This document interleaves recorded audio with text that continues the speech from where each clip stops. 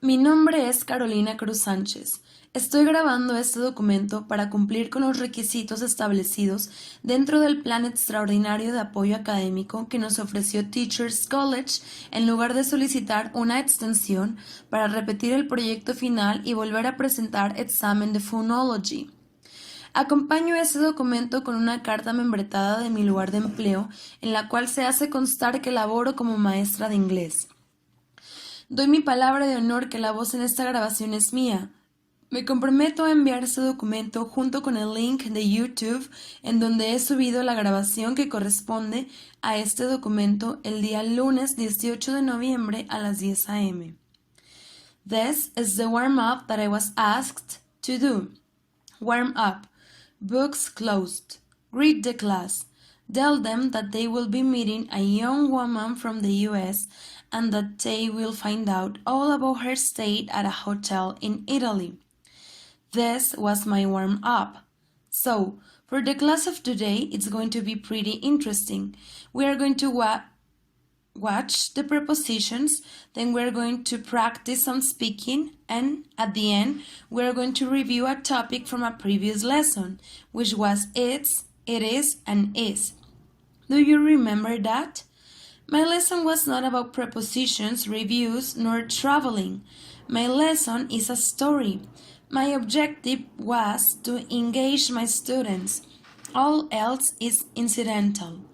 My students are not interested in technical jargon during a listening and speaking lesson such as this one. I must engage them means that I want them to be interested and excited about the class. So I'm telling them a story about a young woman from the US who is staying at a hotel in Venice. If I say the word review, my students will shut down.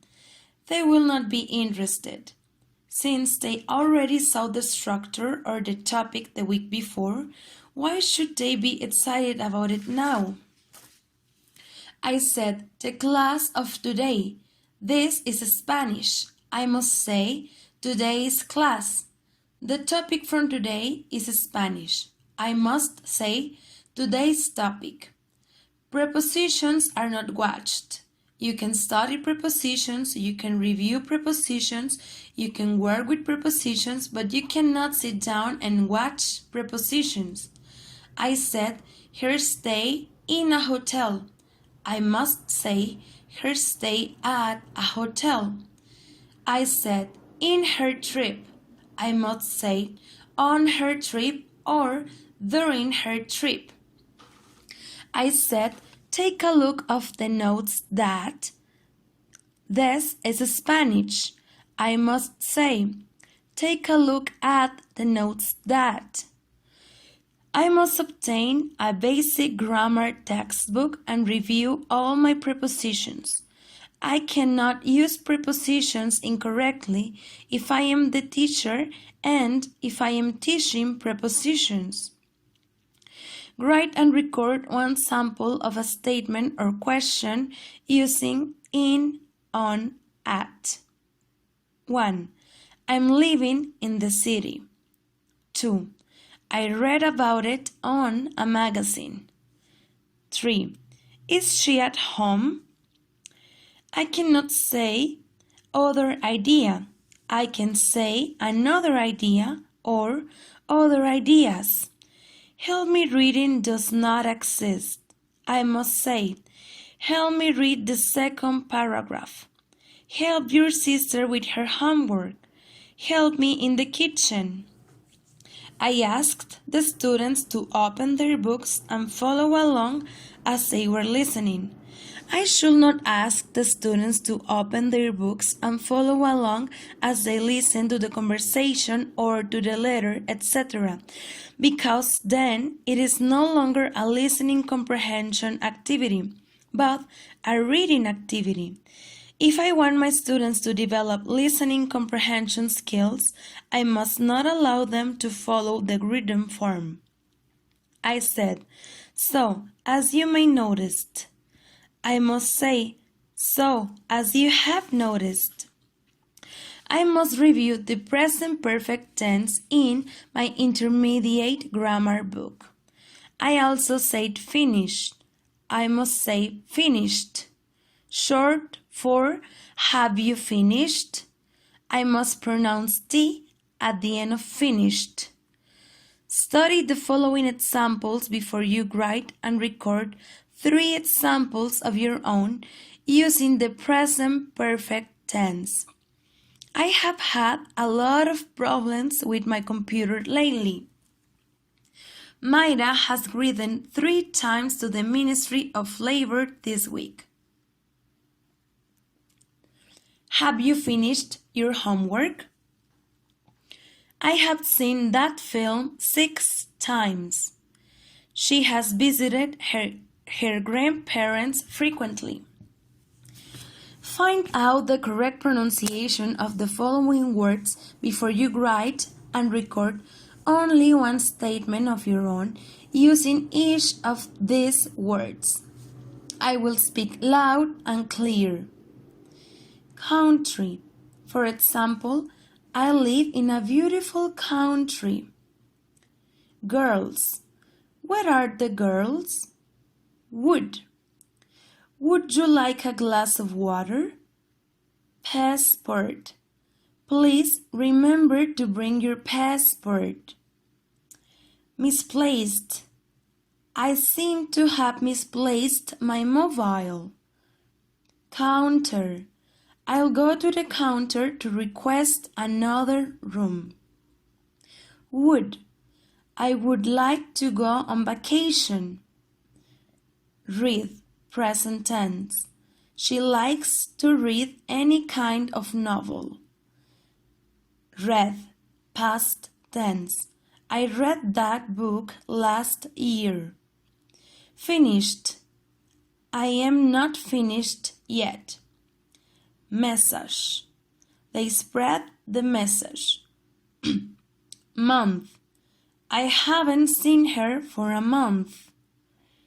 Months. I saw her 2 months ago. Touch. He spoke with a touch of anger. Canal. They traveled on by canal. Buffet. A buffet supper will be served. Gourmet. You'll be served a gourmet meal. This. Would you like this one or that one? Head. They had 2 adopted children already. Teach. He'll teach me how to fix the machine. Sure. He gave a short laugh. Teaching. I went into teaching because I like working with children. Then. She is taller than me. Him. Do you believe him? Think. It is easier than you think. I said, the answer would be. I must say, the answer is. There is no reason for me to use the conditional tense in this case. I will study these examples before I write and record 3 of my own samples of the unreal conditional and 3 samples of the real conditional. I will speak loud and clear. If I had money, I would buy a car. Unreal conditional. If she spoke English, she would get a better job. If we had a private airplane, we would travel around the world. If I were a good cook, I would cook delicious meals every night. If I had money, I would buy an Audi. Unreal conditional. If she spoke English, she would get a job as a translator. If we had a private airplane, we would travel to Paris. If I were a good cook, I would cook risotto every night. If I have money, I will buy a car. Real conditional. If I'm cold, I will wear a jacket. If it rains, I will use an umbrella. If we drive, we will get there faster. If I have enough money, I will buy 2 cars. Real conditional. If I'm cold, I will wear my cozy jacket. If it rains, I will use my new umbrella. If we drive, we will get to the cinema faster. I said, well, play the track. I must say we will or will, and I will try to stay away from words such as audio track listening. I said, the listening is played for a third time. I must say, listen to the conversation or to the letter again or once more. I will try to avoid audio tracks, listening, etc. I said, okay, very good. The third one, Jimena, please. Too long. I will say only next. I understand that as the teacher, I must speak less than the students. I must give instructions that are short, clear, and simple. I must avoid the constant use of please, thank you, please read the next one. Maybe I can tell them on the first day of class that educated people always say please and thank you, and that I will always mean please and thank you. But that during the class I am going to skip these pleasantries in order to have everything run smoothly and swiftly. My student said, because she didn't lose her purse. Didn't lost does not exist. I did not correct her. I must correct my students and make her say, because she didn't lose her purse. I said, help me with the number 1.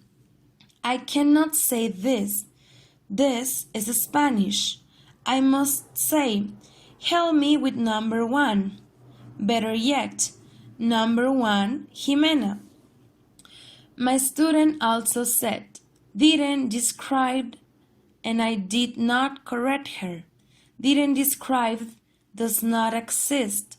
I must review the negative past tense rules and examples in my grammar book. I said, okay, thank you very much, girls. So now, the next activity will be exercise 3. But before, do you remember what the main reason why Linda was in Venice? This is extremely long, awkward, and unnecessary. I could just say, why is Linda in Venice? Do you remember? Or, what is Linda doing in Venice? Do you remember? I said, maybe she met lots of friends. Here I was incorrectly implying that she met her friends from Italy or from the States. What I meant was that she made new friends. In psychology, I learned that no one likes to take orders and that there were other ways to make students do what you want them to do without ordering them around. An alternative was to say, you do not need your books right now, class. This instead of put your books away. I gave them both instructions. I should use the alternative. My instructions must be simple, logical, and as short as possible. I said, we are going to answer some statements. I must say, we are going to answer some statements. Better yet, I will just say, let's answer. I must always place a period at the end of every statement and a question mark at the end of every question. I said, in a 5-star hotel. I must say, in a 5-star hotel. No letter S, and I must place a hyphen between 5 and star. Study the following examples very carefully before you write and record 3 sentences of your own in 2 ways as shown below. I will speak loud and clear. The course is 6 months long. It is a 6-month course. No S plus hyphen. The trip will take 10 hours. It is a 10-hour trip. No S plus hyphen. He is 10 years old. He is a 10-year-old. The house has 4 rooms. It is a 4-room house. The package contains 6 juices. It is a 6-juice package. On the last exercise, I gave the students a couple of minutes to answer the exercise. This does not engage my students. As the teacher, I must know what the exercise is about. The exercise is about the hotel. I could have said, let's learn more about the splendid Hotel Venice. The title is right there. I did not ask anyone to read the title. My students would have been more interested in learning more about the hotel than answering the exercise. When I want someone to read instructions, I am going to say something like, "So, Caro, what are we supposed to do here?" I must avoid technicalities and stick to the social aspect. I must speak as I would in real life. I will always capitalize proper names such as Splendid Venice Hotel. I said, he sounds pretty different as Linda describes him. I must say, he sounds pretty different from how Linda described him. Pronounced D. Comments and recommendations. I will try to keep in mind the following recommendations. I must keep improving my own grammar and pronunciation. I realize that a teacher never stops studying. I will be professional in every way when I give my classes. I am being paid to teach English correctly, not incorrectly. I promise to deliver. I realize that if my pronunciation is wrong, my students will learn bad pronunciation. I realize that if my grammar is incorrect, my students will learn bad grammar. I will engage my students in an interesting way and avoid technical jargon as much as possible, especially in listening speaking lessons. I will look very confident and enthusiastic because I know what I am doing. On the video, I looked insecure, not confident, nervous. The way to avoid this is by knowing the lesson, by having done the video several times, not only once or twice, and to be confident about my own grammar and pronunciation.